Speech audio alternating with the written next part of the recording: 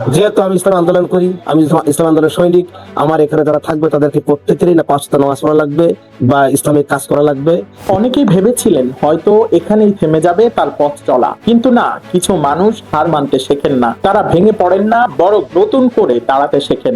আজ আমরা দাঁড়িয়ে আছি এমন এক তরুণ আলেমের প্রতিষ্ঠানে, যিনি নিজের ভাষ্য অনুযায়ী নানা প্রতিকূলতার পর ইমামতির দায়িত্ব ছেড়ে নতুন পথ বেছে নিয়েছেন। আজ তিনি একজন উদ্যোক্তা। প্রিয় দর্শক, আমি এখন রয়েছি খুলনার রূপসা পুরাতন রেল স্টেশন এলাকায়। আমার পাশেই রয়েছে ব্যতিক্রমীয় রেস্টুরেন্ট। প্রতিদিন অসংখ্য মানুষ এখানে আসেন খাবারের স্বাদ নিতে। পরিচ্ছন্ন পরিবেশ, নারী পুরুষের জন্য আলাদা বসার ব্যবস্থা, আন্তরিক সেবা, সব মিলিয়ে জায়গাটি ইতিমধ্যেই মানুষের কাছে পরিচিত হয়ে উঠেছে। কিন্তু এই রেস্টুরেন্টের সবচেয়ে বড় পরিচয় খাবার নয়, এর পিছনের সংগ্রামের গল্প।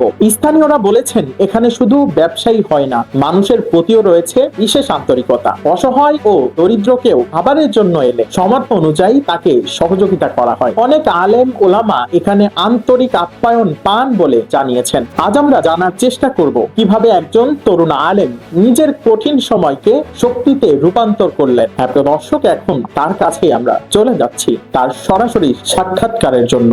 আসসালামু আলাইকুম। প্রথমেই জানতে চাই, ইমামতি থেকে উদ্যোক্তা হওয়ার এই যাত্রা কিভাবে শুরু হলো?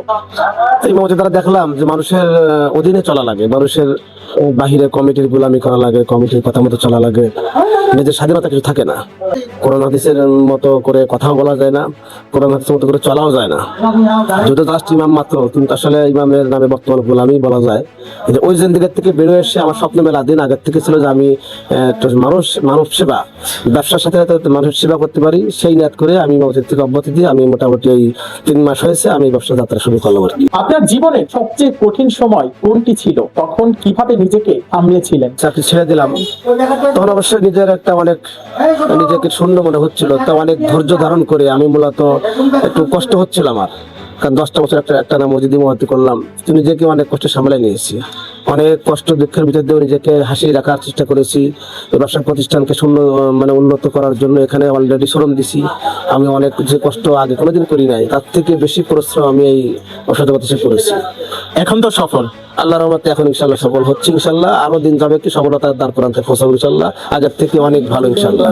যারা মনে করেন একজন আলেম শুধু মসজিদেই সীমাবদ্ধ থাকবে, তাদের উদ্দেশ্যে আপনি কি বলতে চান? আমি মনে করি কোনো আলেমেরই শুধু মসজিদ মাদ্রাসা খেদমতে করে টিকে থাকা উচিত না।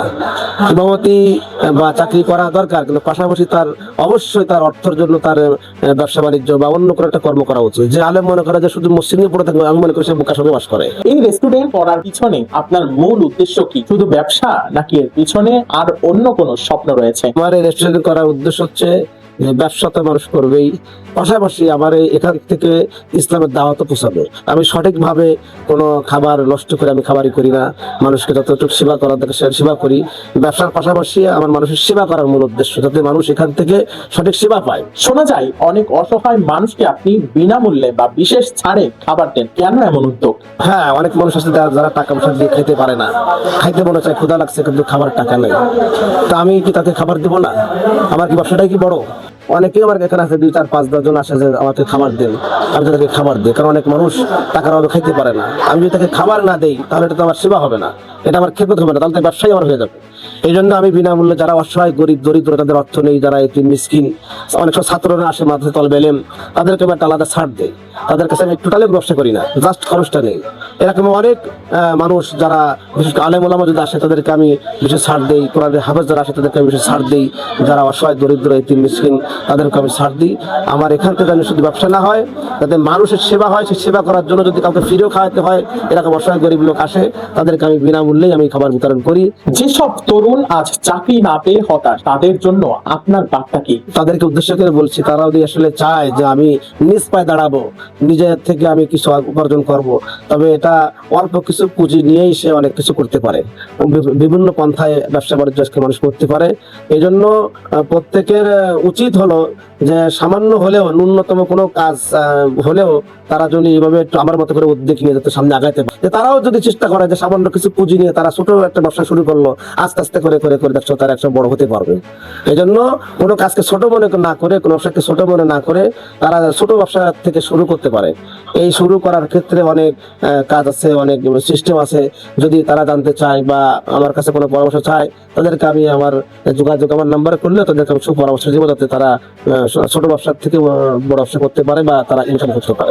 আগামী 5 বছরে নিজেকে কোথায় দেখতে চান এবং ভবিষ্যৎ পরিকল্পনা কি? যদিও ভবিষ্যৎ নিয়ে চিন্তা করা উচিত নয়, তবুও যদি আল্লাহ বাঁচিয়ে রাখে। আমার মনের ভিতরে এখন তামান্না যে আমি এখান থেকে আমি এই যেমন বাজার মনে করেন 2000 দোকান আছে, তো সবাই যেন বুঝতে পারে যে না আসলে একজন সৎ ব্যবসায়ী সৎভাবে ব্যবসা করতে পারে এবং সৎ পন্থায় সে ইনকাম করে অনেক কিছু করতে পারে। আমার তো ইচ্ছা আছে আমি ব্যবসার থেকে ইনশাল্লাহ আমি অনেক মানুষকে চাকরি দিব বা আরো 5টা দোকান করব, আল্লাহ চাহে তো ইনশাল্লাহ। যেহেতু আমি ইসলাম আন্দোলন করি, আমি ইসলাম আন্দোলনের সৈনিক, আমার এখানে যারা থাকবে তাদেরকে প্রত্যেকেরই না 5 ওয়াক্ত নামাজ পড়া লাগবে বা ইসলামিক কাজ করা লাগবে। বাইরের থেকে যদি কেউ আসে তাহলে আমি অবশ্যই আমার এখানের অর্থ দিয়ে তাদেরকে সহযোগ করবো ইনশাল্লাহ। আর আমার নিয়ত আছে আমি আগামী 2-4-5 বছরের ভিতরে আমি হালাল পন্থে আমি একটু অনেক আশা আমার ভিতরে আছে, আমি হজ করার ইচ্ছা করছি। এখান থেকে আমার হজ করার এখন তৌফিক নাই, আল্লাহ কাছে বলছি আল্লাহ আমি যেন আগামী 2 বছরের ভিতরে আমি তার বাইতুল্লাহর মেহমান হতে পারি, সেই চেষ্টা আমি করতেছি। আমি যাতে কুরবানি করতে পারি, আমি যাতে ইসলামের যত কাজ আছে সেটা বিধান সবগুলো করতে পারি, এটাকে কেন্দ্র করে আমার ইসলাম যত খেদমত যত কাজ আমার আছে এগুলো আমিও করতে চাই। পাশাপাশি আরো 5 জনকে সেই ধরনের সহযোগিতা হেল্প করতে পারি, সেই ধরনের চিন্তা গবেষণা আমাদের তো আছে ইনশাআল্লাহ। প্রিয় দর্শক, জীবন কখনো কখনো মানুষের কাছ থেকে অনেক কিছুই কেড়ে নেয়, কিন্তু আল্লাহ তাআলা যদি ইচ্ছা করেন সেই হারিয়ে যাওয়া পথের পরিবর্তে আরো সুন্দর একটি দরজা খুলে দেন। আজকের এই গল্প হয়তো শুধু একজন উদ্যোক্তার গল্প নয়, এটি ধৈর্য, আত্মবিশ্বাস এবং নতুন ভাবে ঘুরে দাঁড়ানোর গল্প। আপনারা কি মনে করেন, প্রতিকূলতার মুখে ভেঙে পড়া উচিত নাকি নতুন করে শুরু করা উচিত? মন্তব্যে অবশ্যই আপনার মতামত জানিয়ে যাবেন। ভিডিওটি ভালো লাগলে লাইক, শেয়ার, চ্যানেলটি সাবস্ক্রাইব করতে ভুলবেন না। দর্শক, এতক্ষণ সঙ্গে ছিলাম আমি নাসরুল্লাহ হুসাইন, নিউজ লিলাই। ধন্যবাদ।